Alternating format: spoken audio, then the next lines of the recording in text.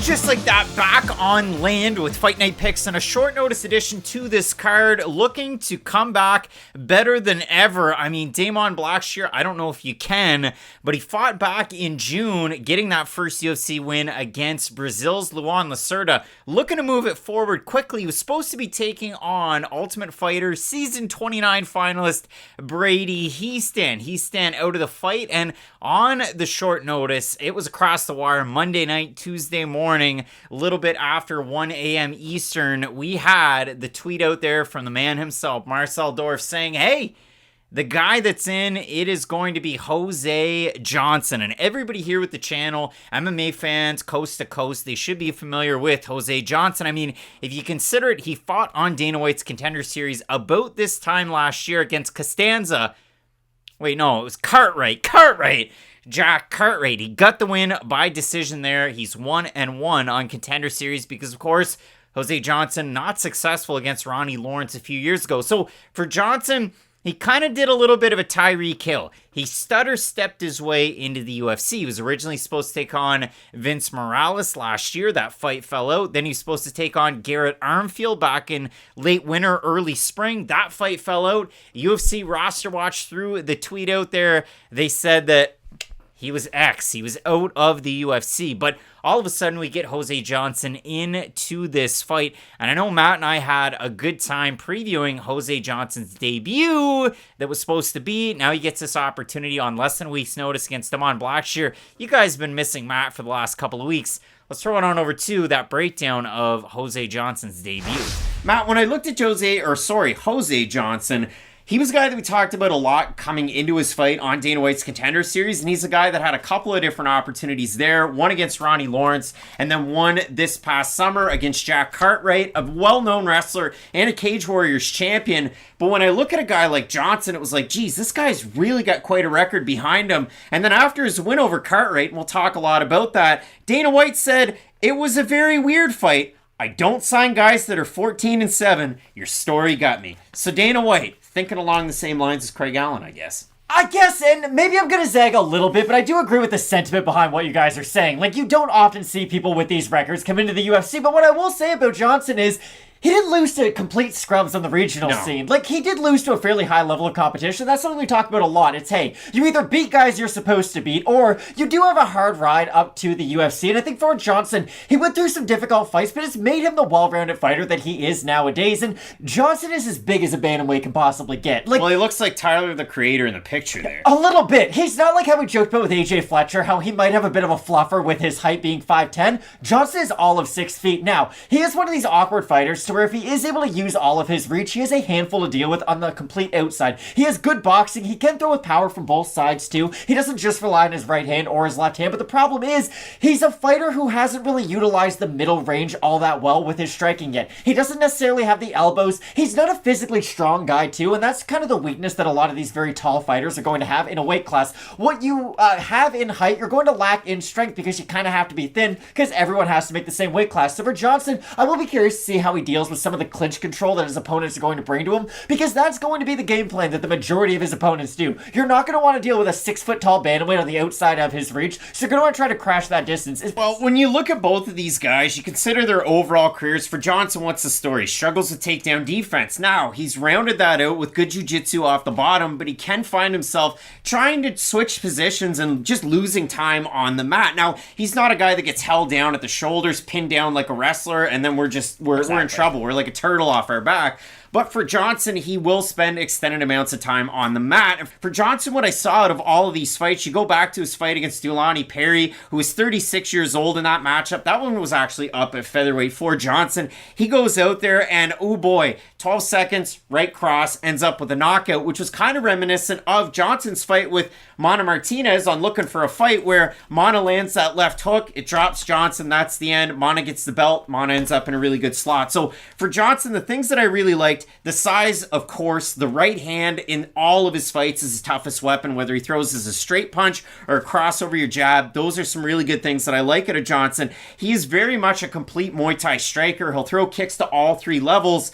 The cons that I had, takedown defense, and then again, sometimes his first move equals like submission over trying to get back up to his feet, and it really can afford him some troubles in these fights. And Johnson's beaten Mo Miller. Miller was on Contender Series 1, didn't get a contract. They fought each other. Miller was still undefeated, and Miller goes out there, gets a takedown, almost has the rear naked choke, completely sunk in. Johnson fights the hands, gets it back up, and then in the second round, he gets taken down, ends up in a triangle. Mo Miller's a good wrestler. Jack Cartwright's a really good wrestler, and took Johnson down, rinse and repeat, but Johnson was able to go out there, bust up those eyes. The end of the first round, Cartwright's eye was in a bad way. So the reintroduction of Jose Johnson wouldn't be complete without saying that this is a guy that started off his amateur career 2013, 2014 at 1-6, and as a pro, he moved it forward. It wasn't the sexiest of records. He was taking on Armando Villarreal, who was 3-1 at the time that Johnson was 6-4 as a pro over with the LFA. That was an interesting fight. Johnson's fought a very high-level competition through and through, amateur and pro.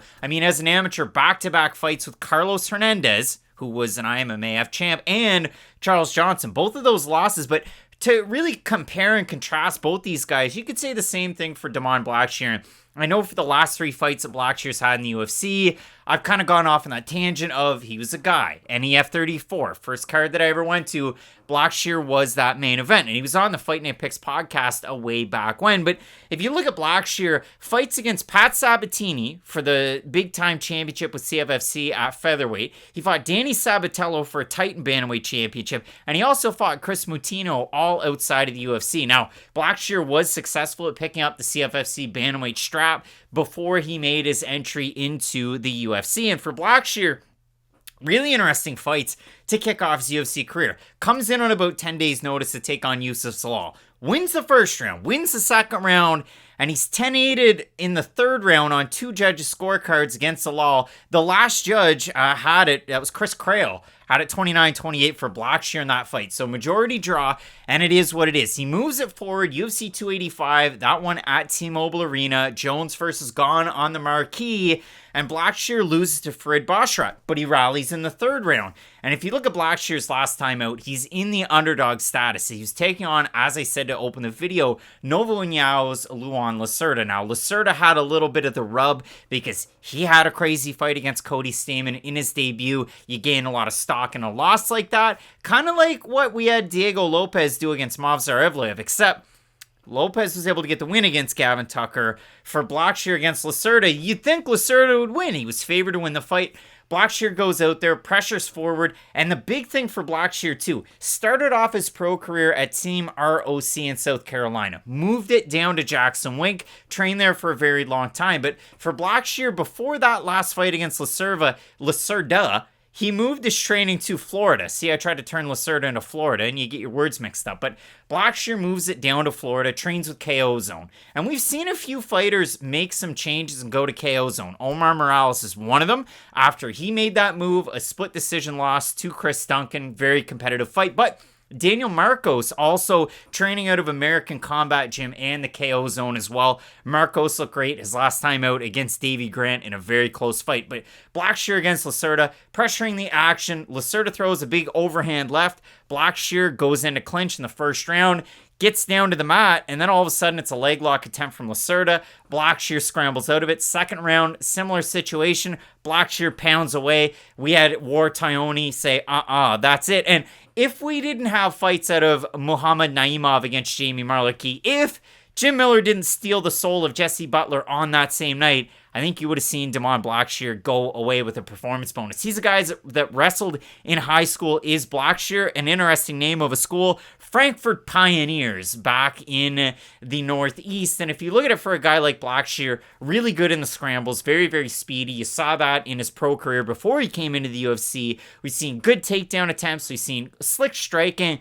And the one thing that you like at a Blackshear is he's a really tall fighter, just like Jose Johnson in this weight class at bantamweight. But with Blackshear, he's always leaving on angles. He's not necessarily the tallest guy that's going to leave his chin up there all that much. So for both of these guys, look for that in this fight. Johnson's good in the scrambles. You saw that his last time out against Cartwright, but you saw that throughout the entire career. And for Johnson, 1-1 at the UFC's Apex, because he's fought there twice in Contender Series. For Damon Blackshear, debut in San Diego. That's a draw against Zalal. The loss at T-Mobile. Blackshear's actually 1-0 at the Apex. That win coming over Luan Lacerda. So a lot of very interesting things to look at in this fight. We'll have a look at the Tapology votes. Surprise to us as they are to you. I have that advantage here, not being on the open water. 335 total votes, 89% going with Blackshear, 56% by decision. For the 11% that have Johnson, 58% by decision. So the fans on Tapology have this one to go to a decision.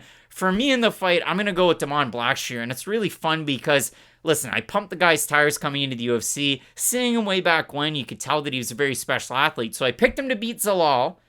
I picked him then to beat Farid Basharat, and he was a giant underdog in that fight. A plus 370 underdog was Damon Blackshear. You like the rally that he had in the third round with the striking. And then I picked Luan Lacerda like a turkey, buying off some of that hype in Blackshear's last fight. So for me, I'm going with Blackshear. Matt sent the text across this afternoon, that European vacation. He also has Damon Blackshear for what it's worth this week. Let us know, please, down below in the comment section who you have in the matchup. The rest of the fights out there on the water. Pop and popcorn fights as they always are. We get some big time ones on this card, headlined by Luque taking on Dos Anjos. You're not going to want to miss any of it. Keep it locked in with Fight Night Picks. We always say, let's get into it.